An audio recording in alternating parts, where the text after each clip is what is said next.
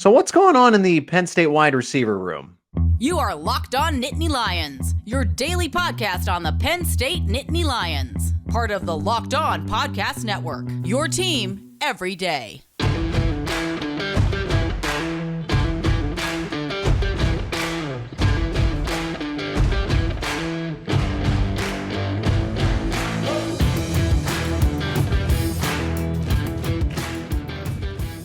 Thanks for making Locked On Nittany Lions your first listen every day. We are free and available wherever you get your podcasts.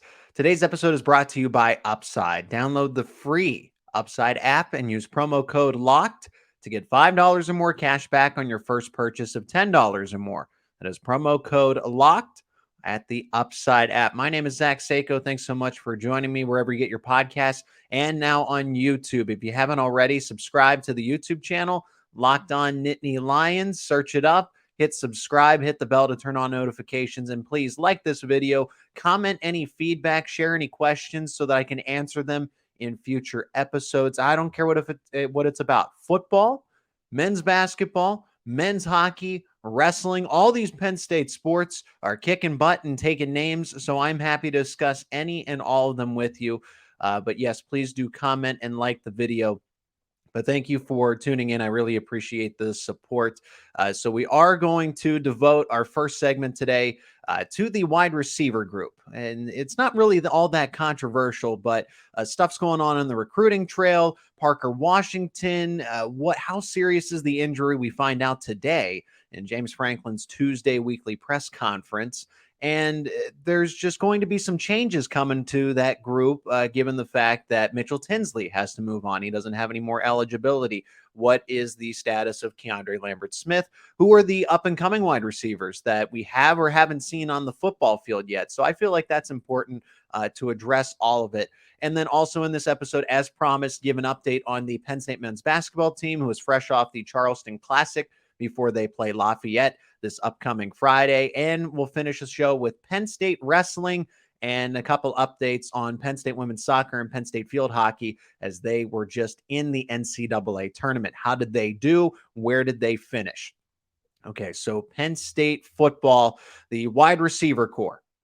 The state of this wide receiver room is, I think it's fairly good.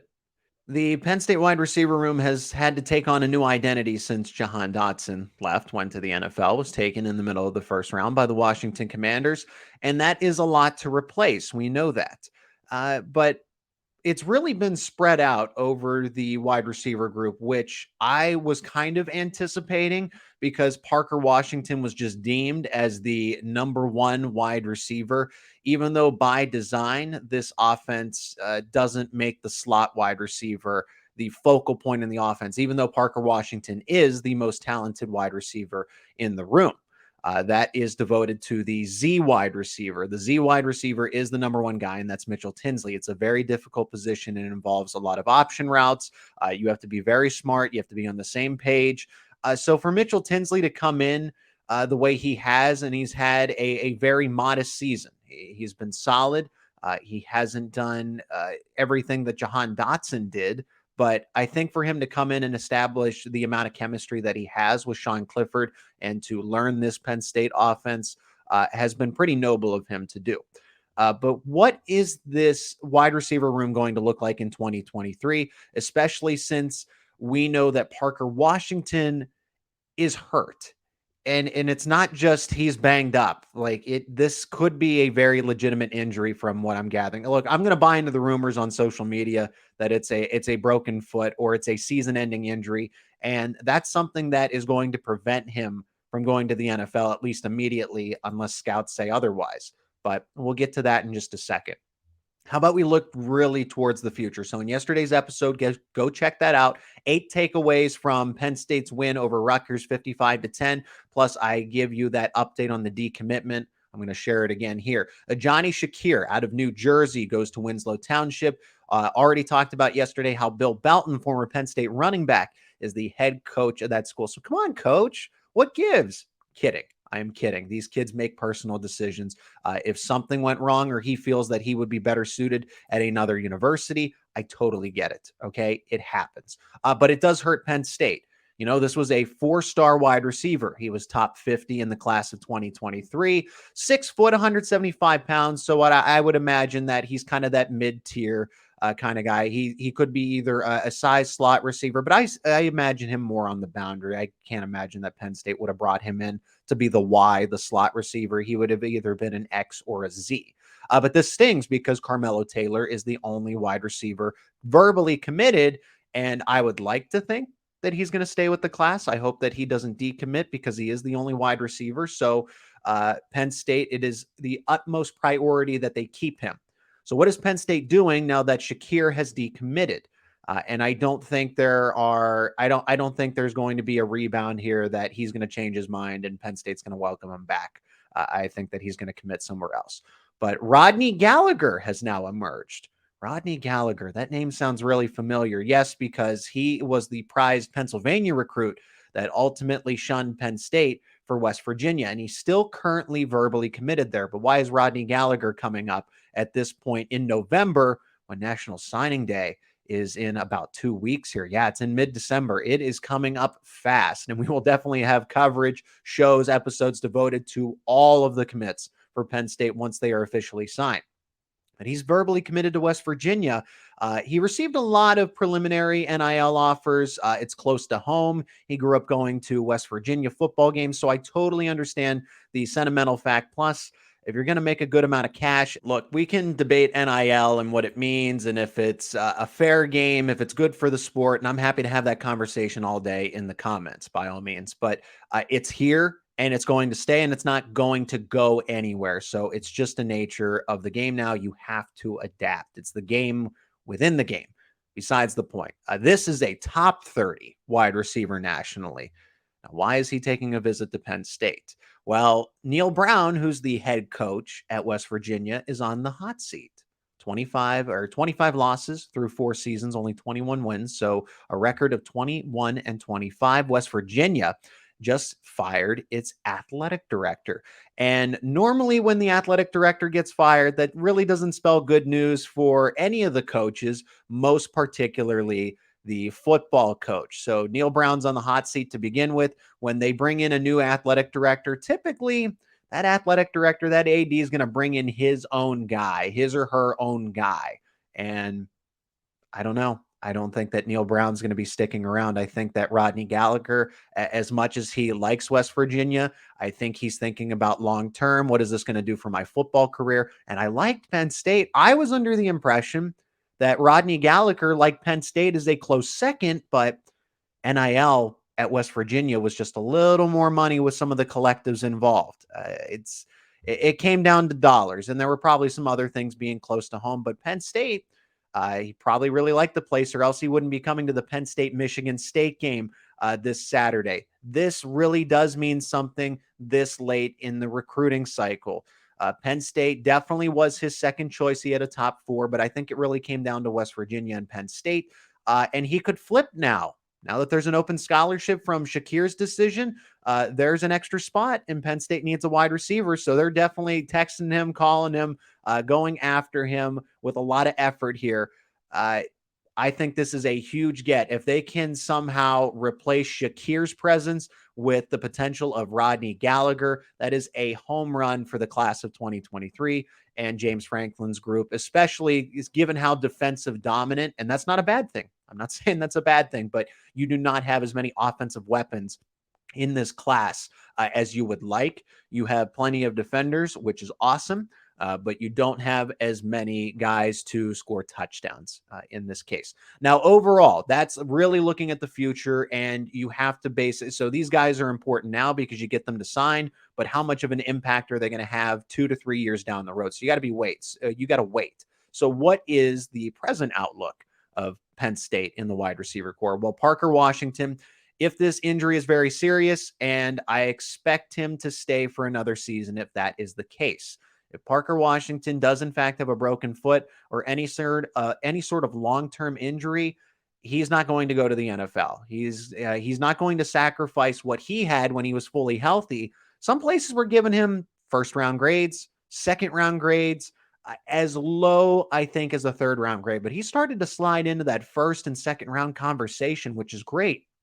But if he does have this serious of an injury, it's going to force him to miss the combine and really miss out on some money if he decides to go in the NFL draft. But that is his decision.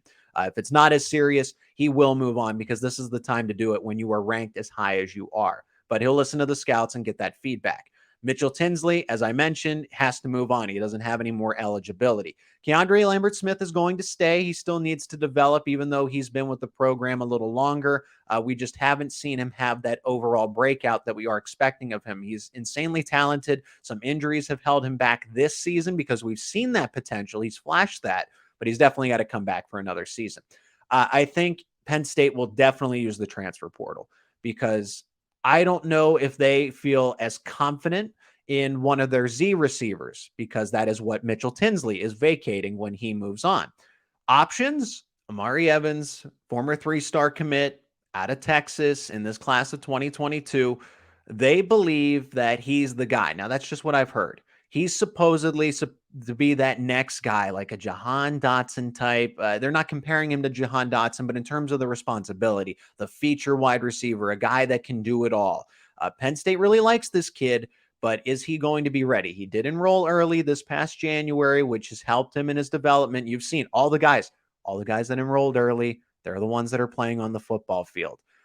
Just FYI, all those freshmen you see, a lot of them enrolled early. But Omari Evans is supposed to be that next man up, like that next superstar, if he continues to develop properly. And then there's Christian Driver. Okay, so is Christian Driver going to be a Z? Is he going to be an X? I don't think he'll be a slot, but he's making the switch from defensive back to wide receiver over the course of this offseason.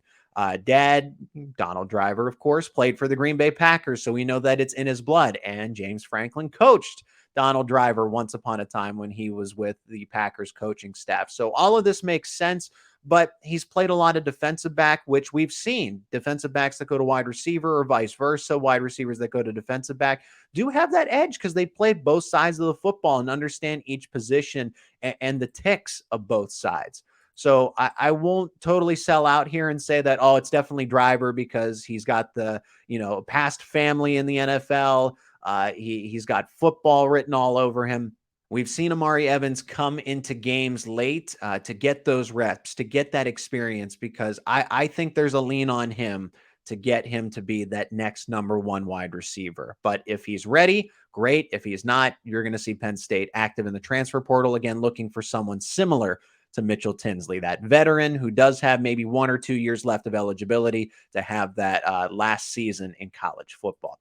This is Locked On Nittany Lions. My name is Zach Seyko. Let me know what you think in the comments about the wide receiver position. If you think Parker Washington's going to stay, if you think he's going to go, who you think that next great Penn State wide receiver will be, similar to a KJ Hamler or a Jahan Dotson, a Deshaun Hamilton, Chris Godwin, and what have you in recent memory. Coming up next on this episode, your Tuesday edition, we are going to talk some Penn State men's basketball, how Micah Shrewsberry and the squad have done to this point, what you can take away from the Charleston Classic, and later on in the show, we have an update on Penn State wrestling. It is Locked On Nittany Lions. Today's episode is sponsored by Upside.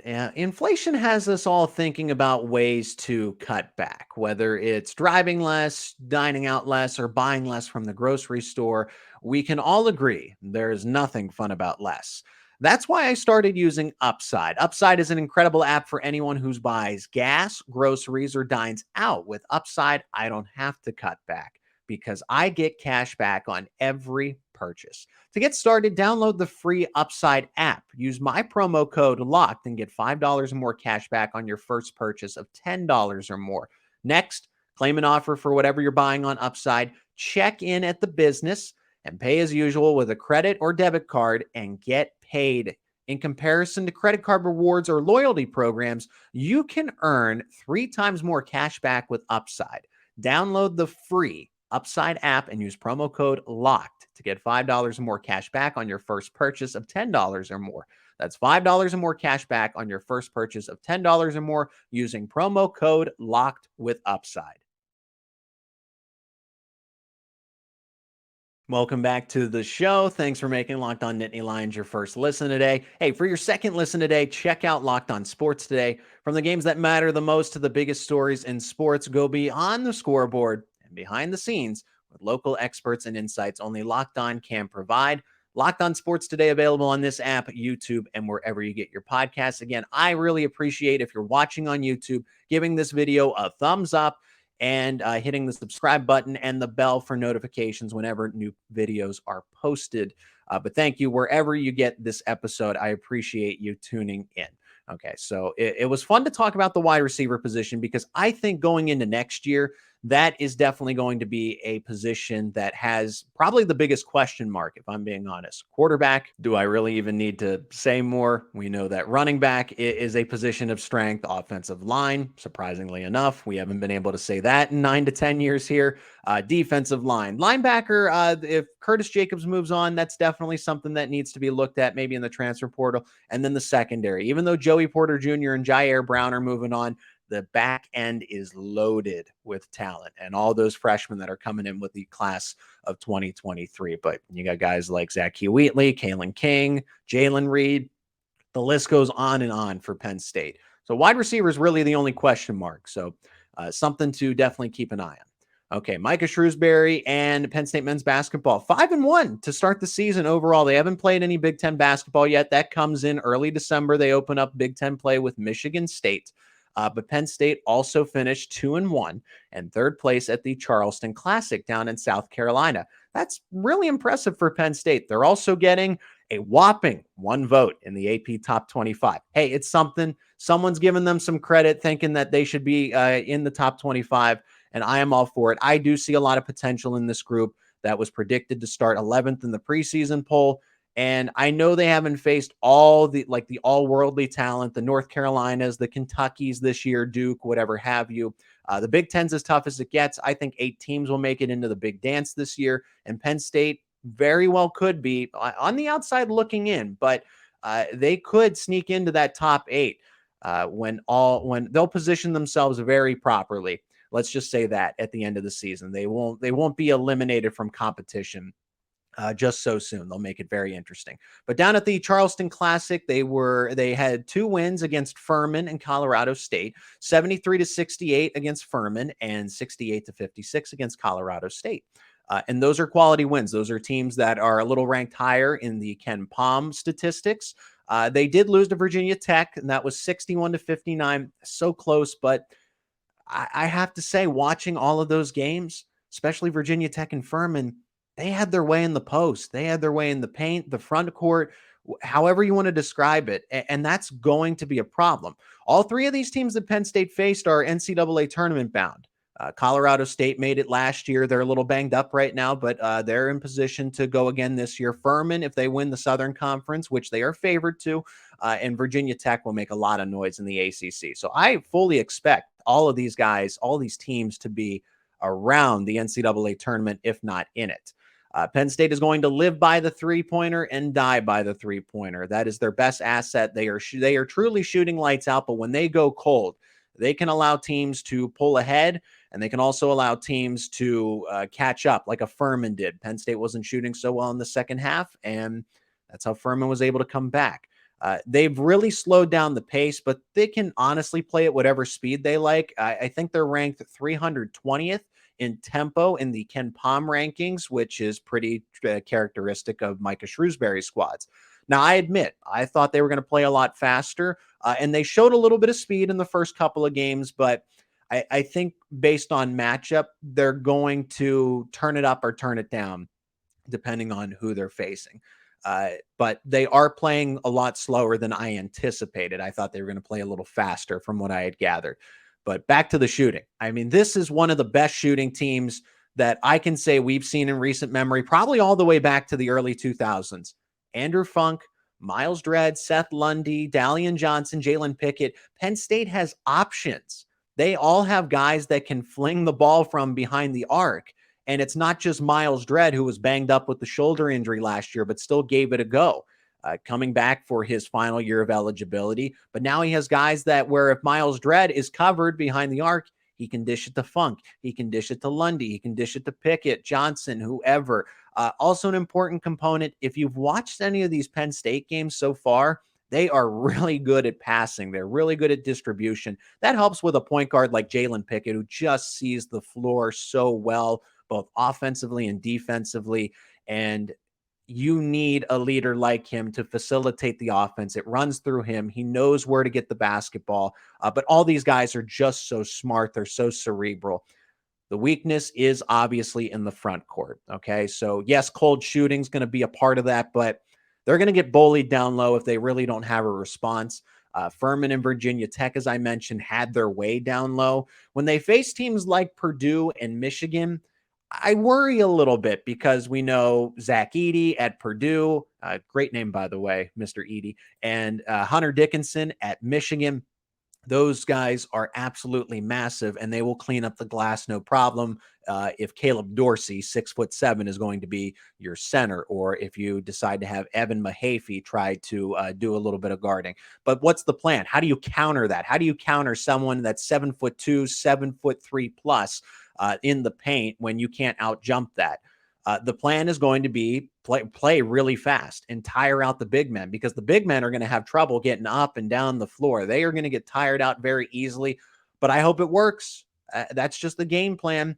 But nothing slows down the game like a made basket. So if Penn State's going to shoot those 3-pointers, that's going to slow the game down for those opponents. Just something to be aware of when that head-to-head series rolls around for Penn State. The next game is this Friday. It's against Lafayette at home. Lafayette is currently 1-4 overall. This is an easy game. It's just another prep win before they get into Big Ten play. I think they'll win convincingly by double digits. And when that spread comes out, I wouldn't be surprised if it's 20 points, if not more. My name is Zach Seyko, and this is Locked On Nittany Lions. Our final segment, Penn State Wrestling. How did the Nittany Lions do at the Black Knight Open hosted by Army this past weekend? Some results that you'll be excited to hear. That's all next. Today's episode is sponsored by Bet Online. BetOnline.net is your number one source for sports betting info, stats, and news and analysis. Get the latest odds and trends for every professional and amateur league out there. From football to basketball to soccer and esports, we've got it all at betonline.net. And if you love sports podcasts, you can find those at BetOnline as well. We're always the fastest and easiest way to get your betting fix. Head to the website today or use your mobile device to learn more. BetOnline, where the game starts. Final segment on this Tuesday edition of Locked On Nittany Lions will be devoted to Penn State Wrestling, football, the best sport in Happy Valley. Cale Sanderson's squad expecting to go undefeated this year, reclaim that Big Ten title, which I have my gripes about the way that's scored and why Michigan ultimately won it last season, but Penn State will get that back. They'll reclaim the Big Ten, but most importantly, they won yet another national title. They crowned 5 national champions last year, and the whole gang is back together, plus some very important additions. And just the way, kind of like football, though, we'll take a page out of football here. Some youngsters are really developing at this point in the season from what we've already seen early. Now, what else can we say about Penn State wrestling at this point and what we saw at the Black Knight Open? So they wrestled them in a dual meet last year. Of course, they won that one. But now they went up to the Black Knight Open hosted at West Point, New York, and they absolutely dominated it. 11 out of 13 Penn State wrestlers placed, and Penn State went 37-10 overall at the event, including 8 majors, 3 tech falls, and 3 pins. So the most important results will start at 125. Gary Steen was the runner-up. He did lose in the championship 4-2. Then we go to 141, and this is where it gets awesome because there were 3, count them, 3 championship bouts where 2 Penn State wrestlers were in it and got to go head-to-head against one another.